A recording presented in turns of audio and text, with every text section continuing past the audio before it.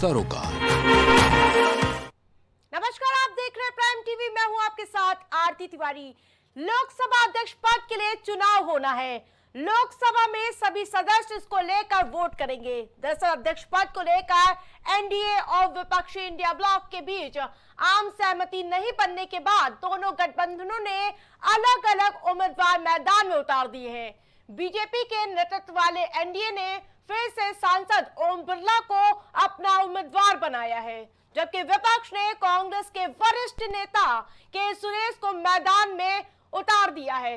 राजस्थान के कोटा से 3 बार के सांसद ओम बिरला और केरल के मावेलिकारा से 8 बार के सांसद कोडिकुनिल सुरेश को सीधे मुकाबले में उतार दिया है। यानी कि अब ये पूरा मुकाबला ओम बिरला वर्सेस के सुरेश के बीच हो चुका है। तो वहीं इस बार की लड़ाई बेहद ही दिलचस्प होने वाली है। जी ने खारगे जी से कहा, देखिए आप हमारे स्पीकर को सपोर्ट कीजिए। ऑपोजिशन, पूरी ऑपोजिशन ने कहा है, हमने सब के सब से बात की है, पूरे ऑपोजिशन ने कहा है कि हम स्पीकर को सपोर्ट करेंगे, मगर कन्वेंशन ये है कि डेप्यूटी स्पीकर ऑपोजिशन को मिलना चाहिए।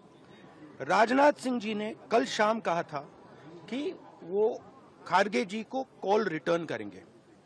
अभी तक राजनाथ सिंह जी ने खारगे जी का कॉल रिटर्न नहीं किया है।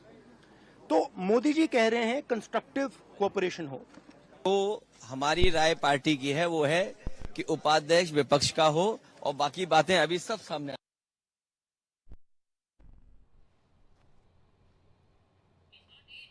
इतिहास के मद्देनजर आज का दिन बेहद ही दिलचस्प हो चुका है, क्योंकि आज ऐसा पहला मौका होगा जब स्पीकर पद के लिए चुनाव होने हैं। तो वहीं इस बार ओम बिरला वर्सेस के सुरेश की लड़ाई बेहद ही दिलचस्प हो चुकी है। वहीं आपको बता दें कि मंथन का दौर लगातार देखने को मिल रहा है।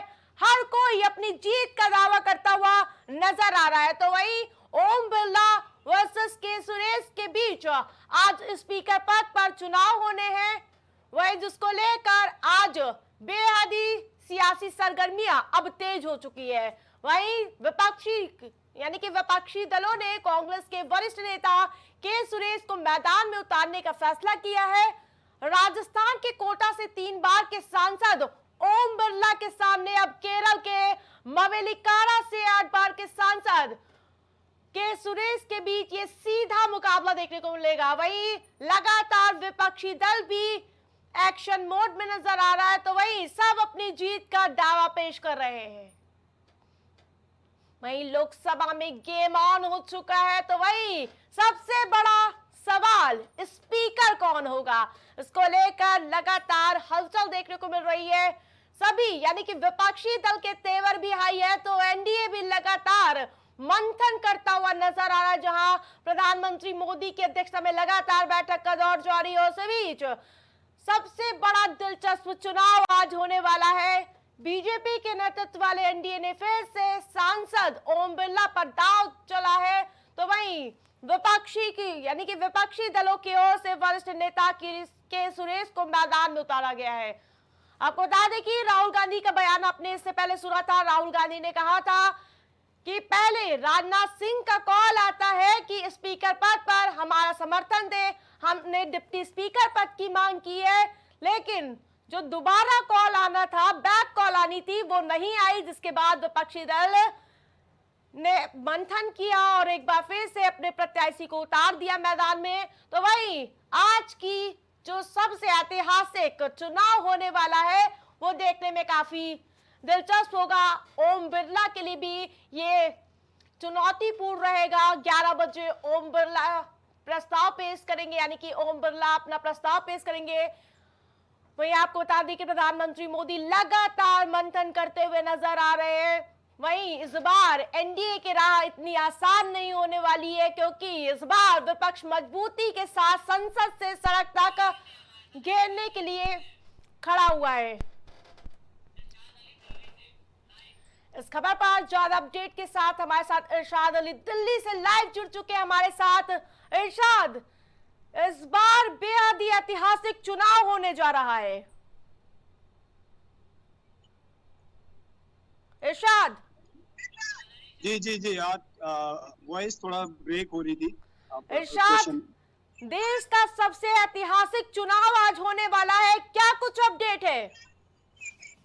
मैम, जैसे कि सूचना सब सारा देश जानता है कि इसमें जो देश का सबसे बड़ा चुनाव स्पीकर का चुनाव है, और बहुत ही अहम अहम मैं मेरा कहना तो ये है कि बहुत ही अहम ये पद है जिसके ऊपर पूरा देश चलने वाला है।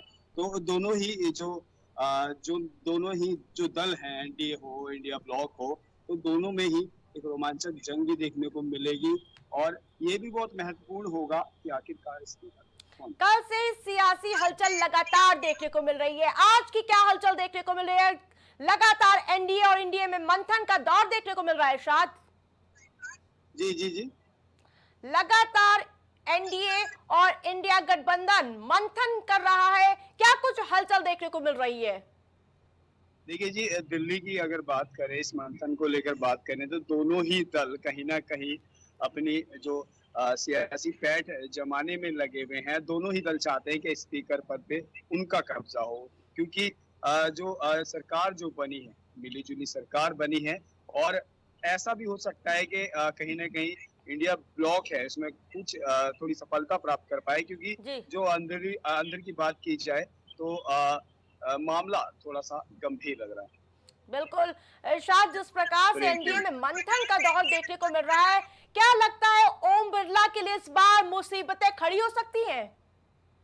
जी जी, ऐसा भी हो सकता है कि ओम बिरला के लिए मुसीबतें भी खड़ी हो सकती हैं, क्योंकि अगर दिल्ली की हवा देखें तो हवा जी शायद कुछ ही और ही कह रही है, क्योंकि इंडिया ब्लॉक की जो पार्टियां हैं वो कहीं ना कहीं जमीनी तौर पर और अंदर खाने तौर पर मेहनत कर रही हैं। और ऐसा भी हो सकता है जी, मैं जी नहीं कहना चाहता कि 100% दर फीसदी मैं ठीक हूँ।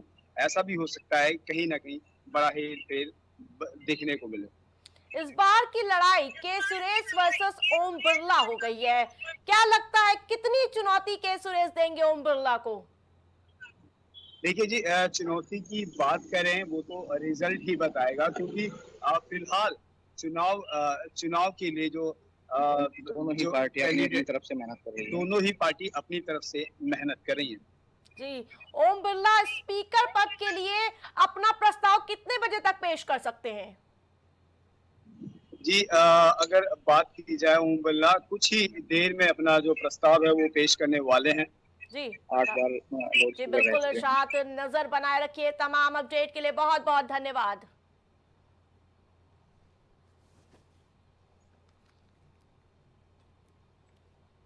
जहां स्पीकर पद पर लगातार रार देखने को मिल रही है, जहां एक तरफ एनडीए गठबंधन है तो दूसरी ओर इंडिया कड़ा मुकाबला खेलती हुई, यानी कि पूरे मामले में सियासी घमासान तेज नजर आ रहा है।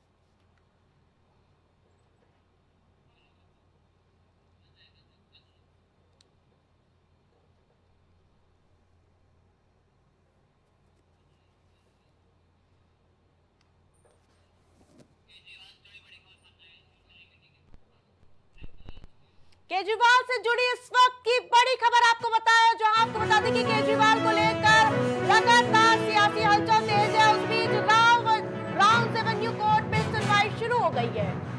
सुनीता केजरीवाल संजय सिंह कोर्ट में मौजूद है। आपको बता दें कि लगातार केजरीवाल की बोले बढ़ती हुई नजर आ रही है। केजरीवाल ने वकील विक्रम चौधरी ने कोर्ट को बताया है, सीबीआई ने जो गिरफ्तारी की है वो गलत है। राउंड एवेन्यू कोर्ट में सुनवाई केजरीवाल की जारी है, जहां आपको बता दें कि एक के बाद एक केजरीवाल को झटका लगता हुआ नजर आ रहा है। सुनीता केजरीवाल संजय सिंह कोर्ट में मौजूद है, जहां सीबीआई के गिरफ्तारी के खिलाफ केजरीवाल अब कोर्ट पहुंचे हैं। सीबीआई ने जो गिरफ्तारी की है वो गलत है, विक्रम चौधरी ने कहा। राहुल एवेन्यू कोर्ट में केजरीवाल ने रुख किया है। वहीं आपको बता दें कि सीबीआई की गिरफ्तारी के खिलाफ ये अर्जी दाखिल की गई है। केजरीवाल ने वकील, यानी कि केजरीवाल के वकील विक्रम चौधरी ने कोर्ट को बताया है कि सीबीआई ने जो गिरफ्तारी की है वो गलत है। आपको बता दें कि लगातार बढ़ती हुई नजर आ रही है। हाई कोर्ट से पहले झटका लगता है तो फिर सुप्रीम कोर्ट भी केजरीवाल को झटका देती है, तो जिसके बाद एक बार फिर से मनोबल टूटता हुआ पार्टी का नजर आ रहा है। तो वही अब केजरीवाल राउंड रेवेन्यू कोर्ट का रुख एक बार फिर से कर चुके हैं। आपको बता दें कि राउंड रेवेन्यू कोर्ट ने केजरीवाल को राहत दी थी गिरफ्तारी की, जिसके बाद ईडी ने हाई कोर्ट का रुख किया था, तो वहां से केजरीवाल को झटका लगा था। वही अब सीबीआई के गिरफ्तारी के खिलाफ एक बार फिर से राउंड रेवेन्यू कोर्ट का रुख करते हुए नजर आ रहे केजरीवाल। केजरीवाल के वकील ने बताया है कि सीबीआई ने जो गिरफ्तारी की है वो पूरी तरह से गलत है। मामले की सुनवाई शुरू हो चुकी है, कुछ देर में कोर्ट अपना फैसला सुना सकती है। वहीं इस पूरी कार्रवाई के दौरान सुनीता केजरीवाल संजय सिंह कोर्ट में मौजूद है। केजरीवाल के वकील दलील दे रहे हैं, उन्होंने कोर्ट को बताया है कि सीबीआई ने जो गिरफ्तारी की है वो गलत है।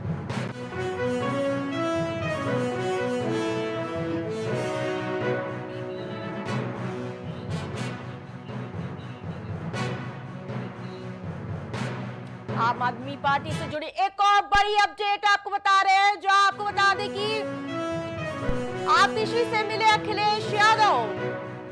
जहां आतिशी से अखिलेश यादव मिलने पहुंचे हैं, आतिशी लोगों के लिए लड़ रही अखिलेश।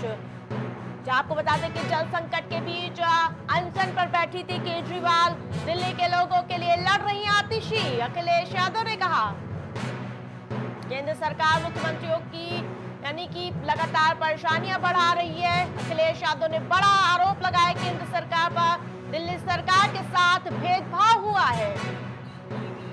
इस दौरान अखिलेश यादव ने क्या कुछ कहा, ये आपको सुनाते हैं। वो बहादुर तो हैं ही, लेकिन वो अपने लोगों के लिए लड़ना भी जानती हैं। जल मंत्री के साथ साथ वो दिल्ली को कैसे और दिल्ली के लोगों के समस्याओं का कैसे समाधान करें, उसके लिए लगातार वो लड़ती रही हैं। मुझे याद आ रहा है जिस समय बीजेपी की सरकार बनी थी और उनके प्रधान सांसद जी ने ये कहा था कि मैं मुख्यमंत्री रहा हूं और मुख्यमंत्री की मैं तकलीफ और परेशानियों को जानता हूं। इस खबर पर ज्यादा अपडेट के साथ हमारे साथ संवाददाता राजेश जुड़ चुके हैं लाइव हमारे साथ। राजेश, अखिलेश यादव आतिशी से मुलाकात करने पहुंचे थे, इस दौरान उन्होंने क्या कुछ कहा?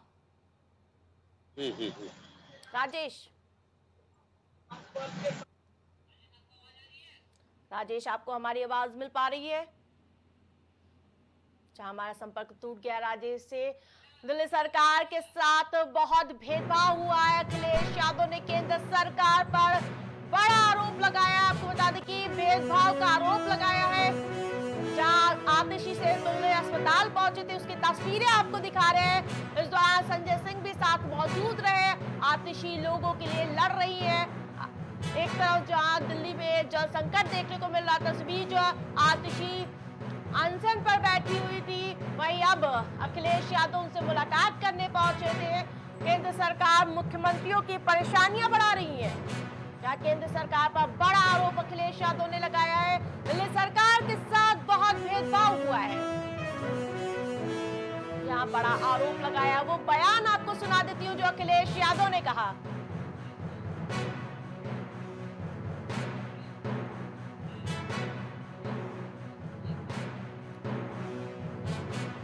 वो बहादुर तो हैं ही, लेकिन वो अपने लोगों के लिए लड़ना भी जानती हैं।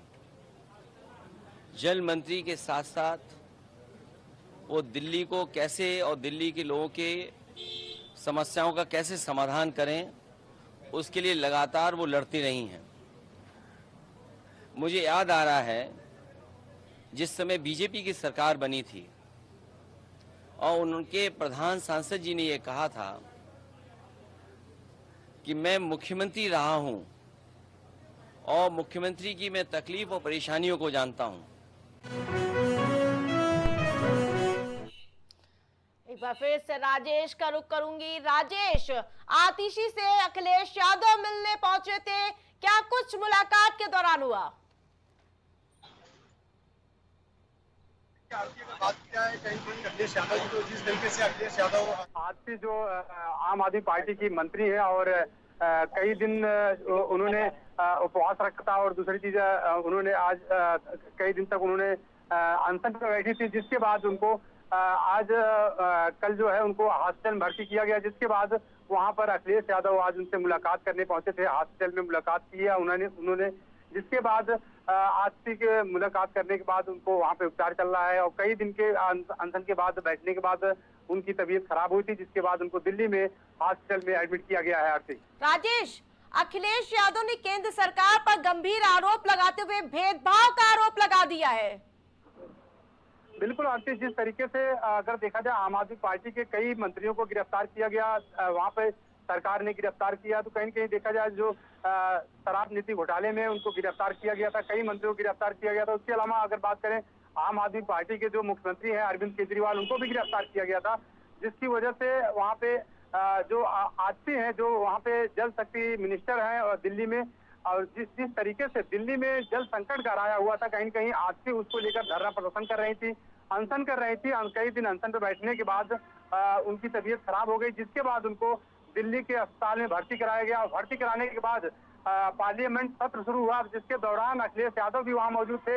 अखिलेश यादव उसके बाद आज जो है आजसी जो आम आदमी पार्टी की मंत्री हैं, जल शक्ति मंत्री हैं, उनसे मिलने के लिए अखिलेश यादव आज पहुंचे हुए हैं। तो जाहिर सी बात है कि जिस तरीके से विपक्ष जो है लगातार सरकार पे आरोप लगाता हुआ नजर आ रहा है, कहीं कहीं अगर देखा जाए तो बिल्कुल बात सही है कि विपक्ष पूरी तरह से आरोप अगर देखा जाए तो बिल्कुल राजेश, नजर बनाए रखिए। तमाम अपडेट के लिए बहुत बहुत धन्यवाद।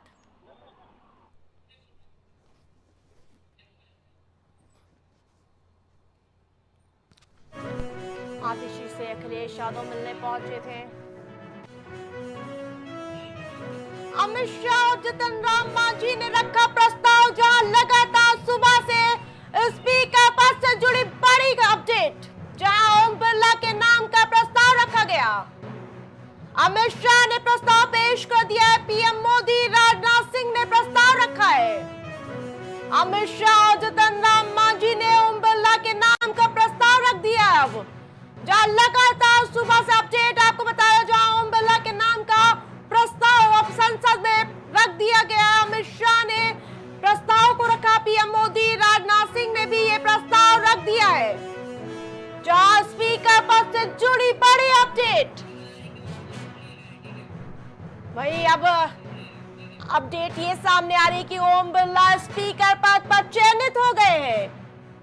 प्रधानमंत्री मोदी, राजनाथ सिंह ने प्रस्ताव रखा है। अमित शाह, जितन राम मांझी ने ये प्रस्ताव रखा था और अब बड़ी अपडेट ये सामने आ रही है कि ओम बिरला का चयन हो चुका है। पीएम मोदी, राजनाथ सिंह ने ये प्रस्ताव रखा था, तो वहीं सुबह से लगातार इसको लेकर सियासी हलचल देखने को मिल रही थी। और इस खबर पर ज्यादा अपडेट के साथ फोन लाइन पर हमारे साथ अनुराग जुड़ चुके हैं। अनुराग, बड़ी अपडेट ये सामने आ रही है कि ओम बिरला के नाम का प्रस्ताव रखा गया और चयन कर लिया गया है। अनुराग,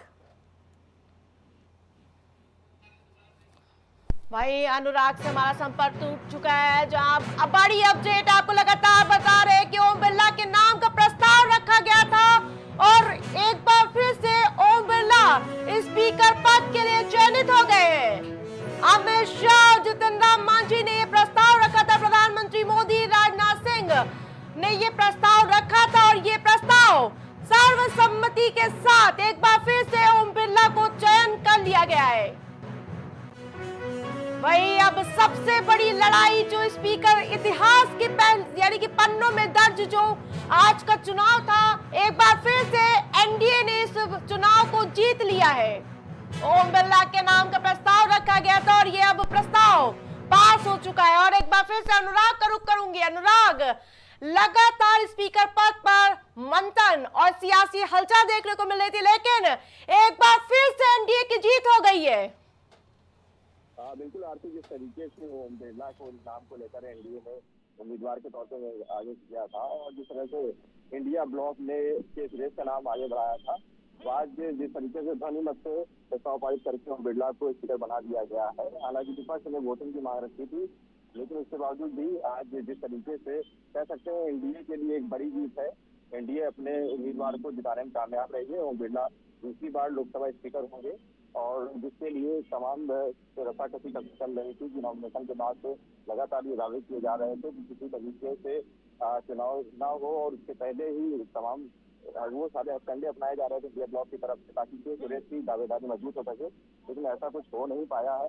संख्या बल में भी एनडीए का पलड़ा भारी था, क्योंकि उनके पास 293 सांसद थे, और इंडिया ब्लॉक के पास महज 233 सांसद थे। 16 जो थे अदर सांसद थे, जो छोटी मोटी पार्टियां चुनकर आए थे, उनको अपने साथ मिलाने का आपको रोकना चाहूंगी। ओम बिरला स्पीकर चुने गए हैं, जो आपको बता दें कि एनडीए प्रत्याशी ओम बिरला स्पीकर चुन लिए गए हैं। एनडीए के एक बार फिर से जीत होती हुई नजर आ रही थी। आपको बता दें कि ओम बिरला ने पीएम का अभिवादन किया है। ओम बिरला ध्वनि मत से एक बार फिर से स्पीकर चुन लिए गए हैं। एक बार फिर से अनुराग का रुख करूंगी। अनुराग, ध्वनि मत से एक बार फिर से स्पीकर चुन लिए गए ओम बिरला। बिल्कुल आरती, जिस तरीके से आज चुनाव की तारीख 26 जून, और जिस तरह से ध्वनि मत से ओम बिरला को फिर से स्पीकर चुन लिया गया है, तो बीजेपी के लिए और एनडीए के लिए एक बड़ी जीत है। ओम बिरला दूसरे ऐसे स्पीकर होंगे बलराम जाखड़ के बाद जो कि दूसरी बार स्पीकर बन रहे हैं, और ओम बिरला कोटा राजस्थान से आते हैं, और इस बार जो चुनाव वो जीत कर भी आए थे। तो तमाम ये कयास पहले से लगाए जा रहे थे कि ओम बिरला को ही एनडीए अपना उम्मीदवार बनाएगी, और एनडीए को अपना उम्मीदवार का नॉमिनेशन भी फाइल किया था ओम बिरला ने। उसके बाद आज की तारीख तय थी चुनाव को लेकर के, जिसमें ध्वनि मत के द्वारा ओम बिरला को स्पीकर चुन दिया गया है। बिल्कुल अनुराग, तमाम अपडेट के लिए बहुत बहुत धन्यवाद। लगातार संसद की कार्रवाई भी चल रही है। इस बीच प्रधानमंत्री मोदी का संबोधन चल रहा है। लगातार संसद में लगातार सियासी हलचल के बीच ओम बिरला को एक बार फिर से स्पीकर यानी कि स्पीकर का चयन किया गया है। ओम बिरला एक बार फिर से स्पीकर बन चुके हैं। वही अब सीधे आपको ले चलते हैं लोकसभा, जहां प्रधानमंत्री मोदी का संबोधन चल रहा है। एक ऐसा कालखंड रहा है कि ज्यादातर स्पीकर या तो उसके बाद चुनाव नहीं लड़े हैं, या तो जीत करके नहीं आए हैं। आप समझ सकते हैं कि स्पीकर का काम कितना कठिन है, कि उसके लिए दोबारा जीतना मुश्किल हो जाता है।